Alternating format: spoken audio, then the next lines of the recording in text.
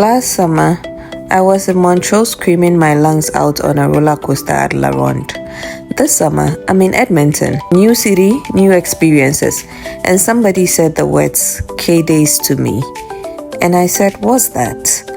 So I went on the very last day and I filmed the whole thing so you could come with me.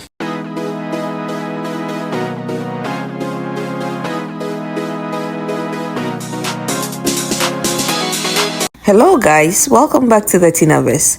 If you are new here, my name is Tina. I'm a Ghanaian. I moved to Canada about 2.5 years ago. I spent my first 2.5 years in Montreal, and about a month ago I packed my entire life and moved to Edmonton, Alberta. So this channel has kind of become a running diary of that. The moving, the settling in, the figuring out who I am in a brand new city all over again. And today it's just me, a fairground, way too much food, and one very honest comparison between Edmonton's K-Days and Montreal's Ronde. If you enjoy this kind of thing, do me a small favor and hit the subscribe button if you haven't done that already. It genuinely helps me more than you know. So let's dive right into it.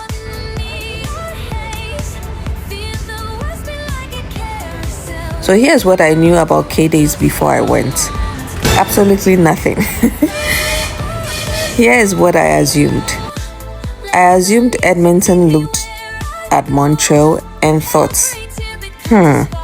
they have Ronde. We do not have a permanent amusement park like that. So let's build a temporary one for 10 days every summer and call it K-Days.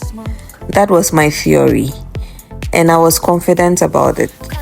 Then I actually looked it up, and you guys, K-Days has been running since 1879.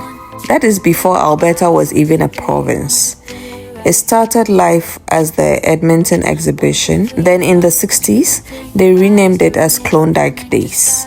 After the Klondike gold rush, and over the years, it became Capital X, and now it is just K-Days. So this is not Edmonton's answer to anything. This is a 145-year-old tradition that was here long before I was, long before Ronde was, and it will be here long after.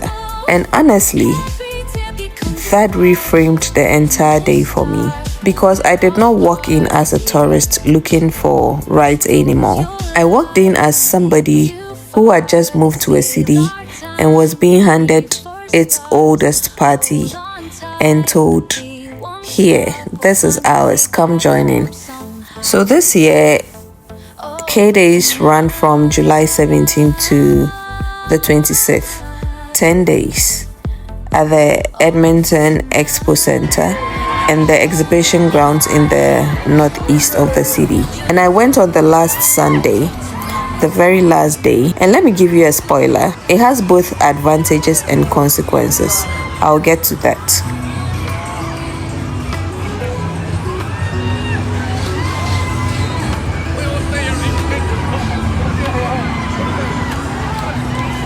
Okay, so let's talk about my first impressions. It is bigger than what I was expecting. When you walk in and the midway just opens up in front of you, with the games on one side and the food on the other, and rides going up in every direction.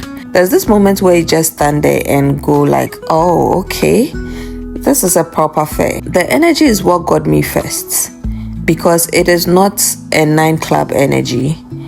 It is not a concert energy. It is this very specific fairground energy where you have got a grandmother eating cotton candy next to a group of teenagers arguing about whether they are brave enough for the next ride, next to a dad carrying a giant stuffed animal he definitely overpaid for. And can I say something, as someone who grew up in Ghana, this reminded me a little bit of a big community derby or festival ground back home. Not the rides, obviously, but that thing where an entire city decides to be in one place at the same time and just be happy together. That crosses every border. I felt very at home in that moment.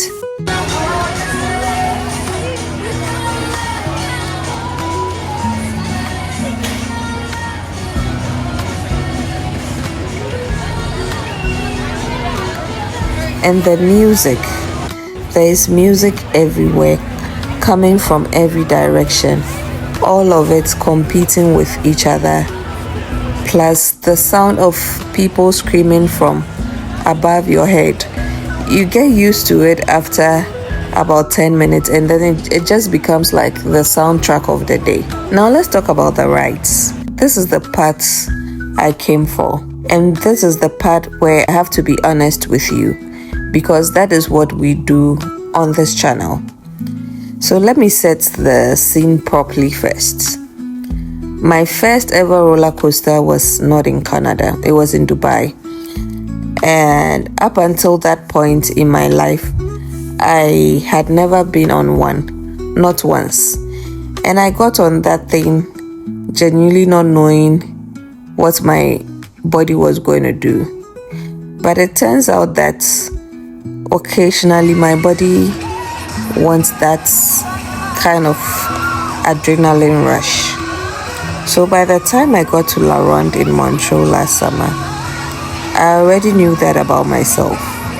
And that day, I went straight for the big one, the monster, that huge wooden coaster that you can hear from across the park because of the sound the track makes. And I won't even lie, I screamed my lungs out.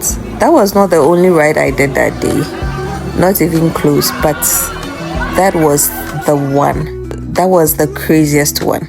There's a specific feeling at the top of a drop. That half second where the car pauses and your whole body knows exactly what is coming.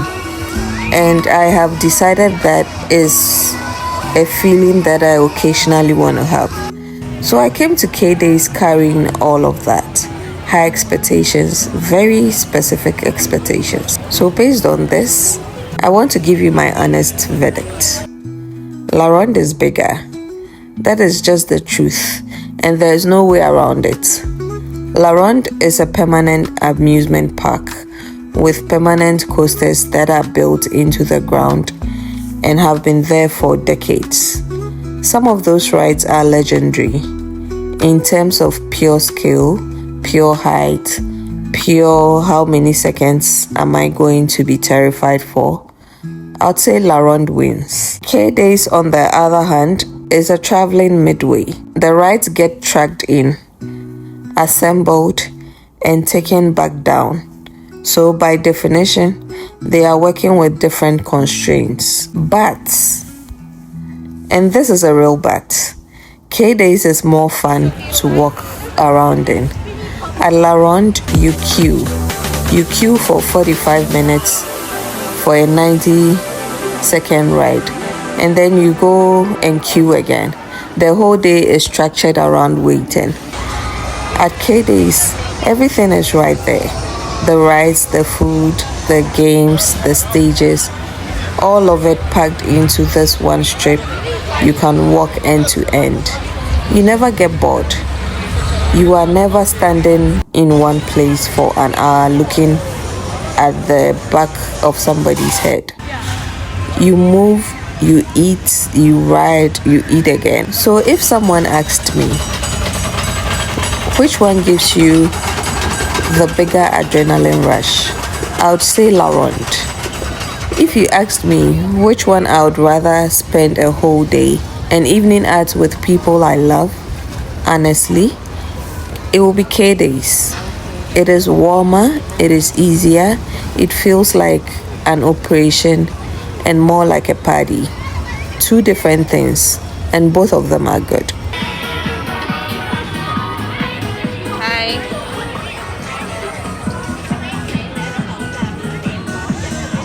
What options do you have? What options do you have? Okay, we need to talk about the food because I was not prepared. I thought there would be food, but I didn't know there would be this much food. It is not a section, it is not a food court. It is the entire length of the grounds, both sides. One track after another,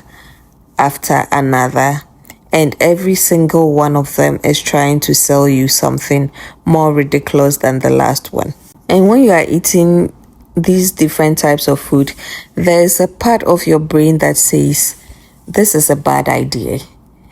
And there's another part that says, yes, but you are on holiday from yourself today. So it's more like when you decide to go there, you just have to know that that day is a cheat day for you. And I want to say this because I know some of you are budgeting, especially my newcomer people. Fair food is expensive. It just is. Nobody is pretending otherwise. You are not paying for the calories. You are paying for the experience of eating something wild in the middle of a fairground with music playing. So you have to decide your numbers before you walk in, because those trucks will humble your bank account. The variety of food genuinely surprised me too. It was not just fair classics. There was proper diversity in what was on offer, which for me, in a new city, was one of the first signals that Edmonton has more going on than people give it credit for. So apparently every night of K-Days, there are fireworks included with your ticket. Every single night for the 10 nights. And I did not see them because I went on the last Sunday and I had an early start the next morning. A genuinely long day ahead of me, and I stood there doing my maths in my head. I was wondering if I should stay for the fireworks, get home late and be a zombie tomorrow, or leave now and be a functional human being the next day. I chose being a functional human being the next day, and I want you to know that I am not fully at peace with it because I missed the fireworks. And here is why it stinks. Last summer in Montreal, I did not just see fireworks. I saw the international fireworks competition that happens at Ronde over the summer, where different countries come and compete. And the whole city stops. People line the bridges, people watch from the streets. I was there for it. And it was one of the most beautiful things I have seen since coming to Canada. So I know exactly what I gave up, and that is on me. But you know what? That is the thing about moving to a new city.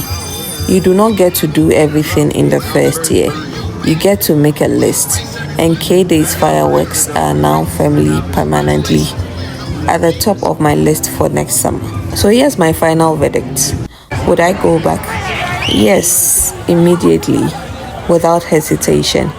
And these are my notes for next year, which are also my tips for you if you're going for the first time. Number 1, do not go on the last day. Go midweek if you can. Fewer people, shorter lines. You will not have that end of festival feeling where everyone is a bit tired. Number 2, buy your tickets in advance online. You save money. There are usually deals floating around with local partners. Do the research before you show up at the gate. Number 3, go in the late afternoon, not in the morning. That way you catch the daylight and then you are still there when the lights come on, because K-Days at night is a completely different and much prettier place. Number 4, stay for the fireworks. Please learn from my mistake. And number 5, wear real shoes. This is a working event. Your cute sandals will betray you. So yes, that was my K-Days experience. And this is definitely not going to be my last. And honestly, this is what I keep learning about moving somewhere new. You do not fall in love with a city through its apartments or its job markets or its bus routes. You fall in love with it through its noise, its food, its people doing something silly together in a field in July. Edmonton, you did well. I see you. If you enjoyed this, please like the video, subscribe if you have not done that yet, and tell me in the comment section, what is the one event in your city that you think every newcomer needs to experience? I want to build a list. And if you want to see how I got here, my Edmonton arrival vlog and my Montreal goodbye vlog are both linked right here. Go watch those next. Thank you for spending this one with me. I'll see you in the next video. It's bye for now. Mwah.